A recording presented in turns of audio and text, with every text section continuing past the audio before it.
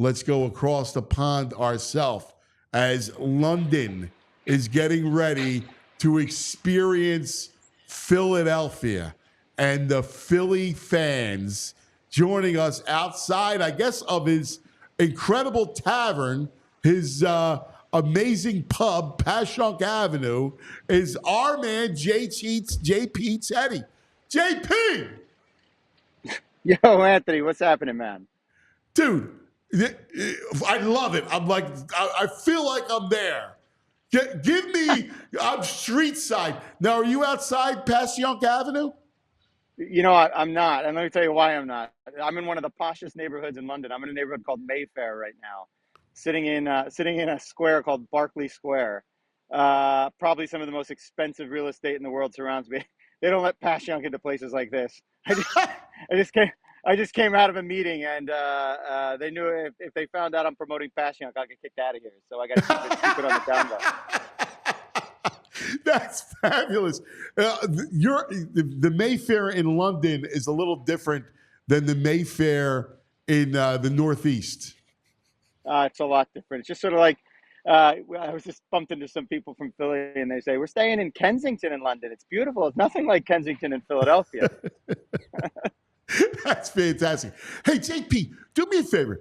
Tell us the story of what brought you there and how this whole thing, because it's become a phenomenon. It started with the Eagles and, of course, our good friend Vince from Philly Sports Trips.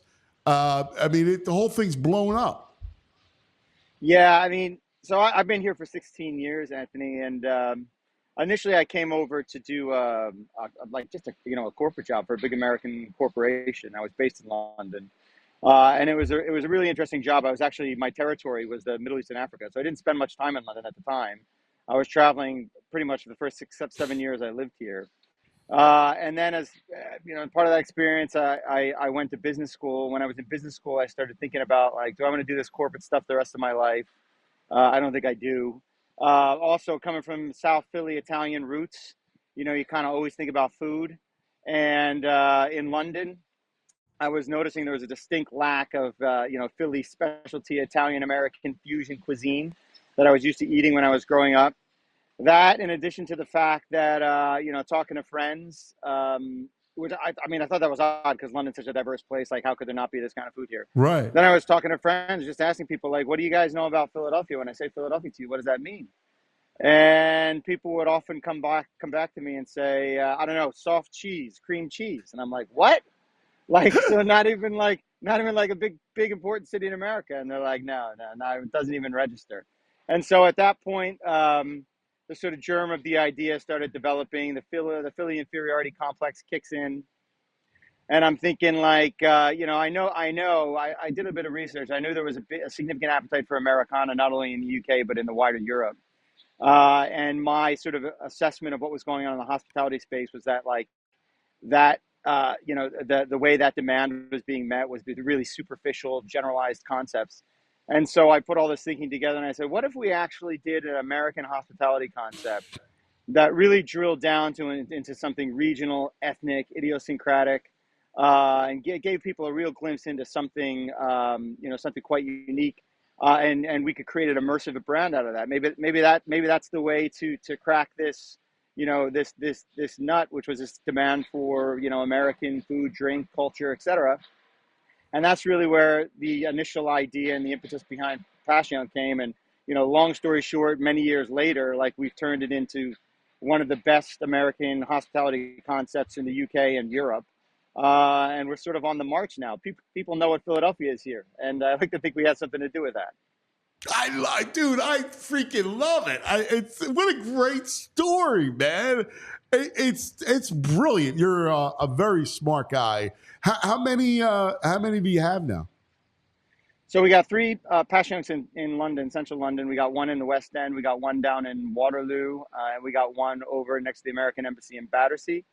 We have terms agreed on another site out in Kensington, London, Kensington, nice neighborhood in the West. And we're acquiring another 2,500 square feet. We're expanding our Waterloo site in the next month or so. So we're on the march. And now we're also starting to look at some European cities. where we think the concept will work is we want to demonstrate that, like, you know, we're not just a one-trick pony. We can do this, and the concept is resonant outside of a city like London. So we're looking at other cities in Europe, Northern Europe, like Dublin, Amsterdam, Berlin. So yeah, we have a lot of ambition.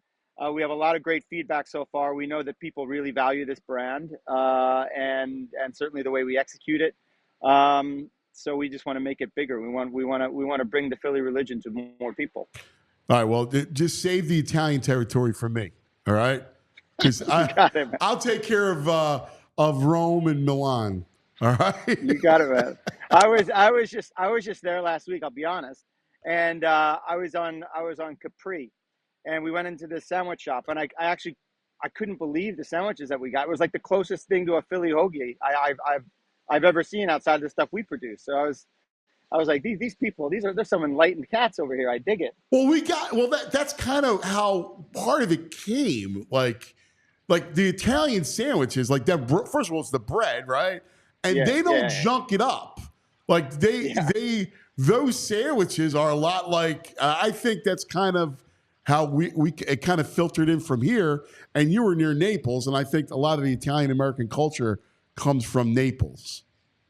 Yeah, so part of my family came from around Naples, and then the other part, most of the ones that ended up in Philadelphia came from Abruzzo, so not too far, Yeah. a couple hours drive from there. And you're right, but you know, there's something we did. There's something we did to that culture and that food when it got to places like Philadelphia, where we started riffing on it a little bit, and we, Yep. you know, I mean, in my view, I think we made it better. We certainly made it very unique. And you know, that the sort of American fusion Italian thing Yeah. is a really interesting space. So what do you do? You sell. So you do cheesesteaks, you do hoagies, you meatball sandwiches, type of thing. Yeah, I mean, all the greatest hits: cheesesteaks, hoagies, chicken parms, eggplant parms. Our buffalo wings are easily the best in Europe. And but the thing that's really interesting about the way we've conceived of this business is that we never really wanted to be a product centric business. We never, it's great that you come in and you want to eat our cheesesteaks and you love our cheesesteaks. You tell your friends about our cheesesteaks. That's great. But like fundamentally, we don't want to be a product centric business. We want to be a really immersive experiential business. We want, when you come into our venues, we want to tap into people's desire for a bit of escapism. You disappear into our venues for a little while, you're somewhere else. You can be someone else. And that whether it's the food we serve you, whether it's what you see on the TVs, whether it's the way your server risks with you, or the crap you see on the walls, it's all about creating this immersive, That's awesome. cultural transaction. And initially when I conceived of like that's the way I want this brand to work, like I'm just not going to sell people cheesesteaks. I'm going to sell people a lifestyle. Like Yeah. I thought maybe my conception of it was a bit too nuanced, and maybe that's why the concept might fall over. But it turns out that people sort of get that and clamor for it. We get the individual feedback from customers saying, "I just love being here and the way it makes me feel." And then we get like publications like National Geographic, who do a whip through London, and they say Passyunk's one of the top 5 drinking dens that transport you entirely to another place, right? And we're like, actually, the way we conceived of this brand is the way it's being received, and a lot of that's down to the idea, but a lot of that's down to the execution as well. Like we're obsessive about executing it in a way where like this lifestyle comes through and people engage with it. I love it.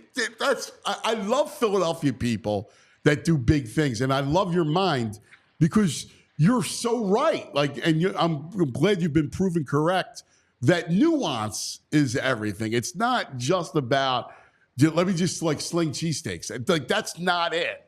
Yeah. It's an entire experience and how it makes you feel. And then you have a highlight of first with the Eagles and now with the Phillies.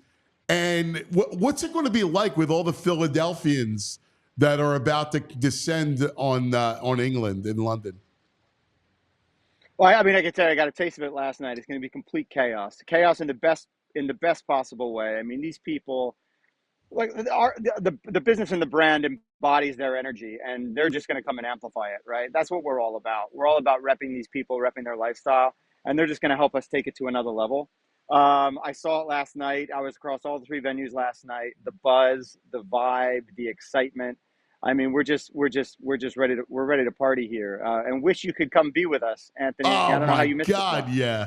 Oh man, it's amazing. What advice? By the way, JP Teti with us and Passyunk Avenue. It's his creation, Passyunk Pub. It's an amazing stuff that he's doing out there. It's the big story brought to you by TrueMark Financial, as the Phillies descend on the UK and London. So JP, what advice do you have for Phillies fans? Like, be the ambassador now, and what do they need to see in London? How do they need to act or behave, or what's some advice that you would give Phillies Well, fans? well, first of all, I know a lot of the guys from Philly are coming over on the red eye, and they're tired. First bit of advice is on the first day you're here, you got to power through. Don't go to your hotel room. Don't sit down for too long. You're going to fall asleep. Power through, tough out the first day, and you'll be fine. The next bit of advice I would give is to, get out and walk the city. The city is very walkable, particularly in the central areas.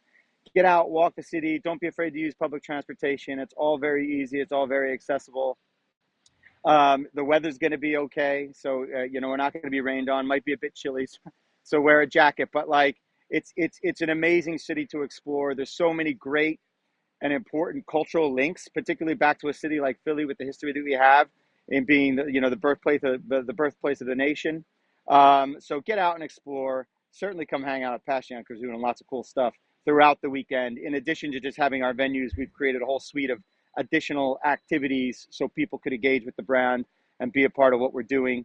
And get out to the stadium and make as much noise as possible because let me tell you, we're embarrassing Mets fans. It's got to be 20-1 the ratio, maybe even Wow, higher. You don't see any Mets fans at all. I haven't seen any. I ride my bike around the city every day. I don't see any. wow. What? How's baseball being received there? I mean, it's growing. It's growing, Anthony. We one of the reasons we sort of our brand has become so associated with baseball is in the very beginning when we had our first site, the small little site was like being a little pub in South Philly. We started attracting very early on the really sort of nascent forms of Major League Baseball team fan groups, essentially, of which the Philadelphia Phillies fan group is like the biggest in the UK. I like to think we had something to do with that over the years, but and they always are coming to try and watch games in our little original joint, which really couldn't accommodate as many people as wanted to come through and watch baseball. And that led ultimately to a formal relationship, bit of a joint venture relationship with Major League Baseball. And through that relationship, we got some real insights into how baseball was developing in the UK as being part of America, being part of a venture that was essentially evangelizing the sport and fandom of the sport. And I'll tell you, I think MLB is doing a good job here. They have a good presence on the ground. They're investing a lot of money, resource, and time in youth activations, which is really important. There's some really good youth baseball leagues, certainly around London. I know Passyunk's the sponsor of one of them, one of the biggest, most important ones in London. So there's a lot of younger kids playing here. There's a lot of good youth engagement here. The Major League Baseball fan group scene in the time that Passyunk's been around has grown like astronomically. For the playoffs, in the middle of the night here, we'll pack our venues, right? And I just 6 years ago, we would have never seen that, right? So I mean, I think at the end of the day, Major League Baseball and baseball in general is selling what Passyunk is selling. We're selling Americana, and a lot of people want a bit of a taste of Americana. They want that aspirational, sort of enthusiastic look into what's going on. And when they say they support a baseball team or they say they support an NFL team, they kind of feel like they're part of the tribe. That's awesome, and they have a great ambassador in Chase Utley. Amazing. Chase lives not far from me in West London. His kids play in the league that my kids play in, the youth league.